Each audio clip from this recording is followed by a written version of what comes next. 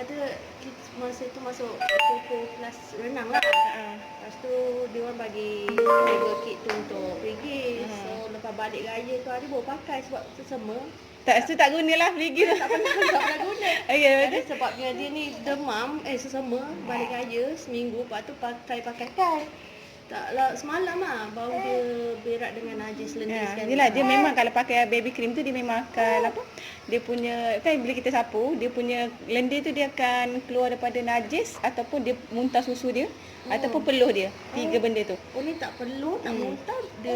Dia daripada najis lah. Daripada najis. Dia defend baby lah. Dia comel ni. Tapi malam tular.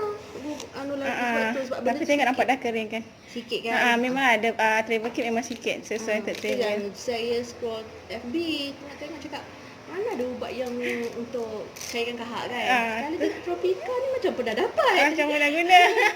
Pernah dapat kita tengok balik dekat dia punya emergency kit dia. Cakap ada ni try lah. Cakap okey tapi tak cukup kan. Yelah, tu yang repeat tu. Tak repeat. Cakap cari dah jumpa cakap boleh try lah udah. Cuba kan sebab malam yang kita risau sebab malam kan Dia boleh buat untuk kembung perut juga. Elak macam kalau pakai tu dia tak adalah kena kembung perut. So macam biasa sapu lepas mandi sapu kat perut kan. Sebab suami bising dia kata minyak Yui tak jalan lah. Yelah. Bam yang big produk baby tu pun tak jalan kan. Kalau kata ni untuk dewasa Dia sebenarnya bergantung pada kesesuaian anak. Dia produk yang ada ni kan dia bergantung pada kesesuaian baby. Suami dah bising lah sebab dia anak dia kan bising. Yelah, siapa tak sayang anak kan. Sedut pun dah pakai sedut yang nozzle tu pun ada lagi kan. Sakit tu.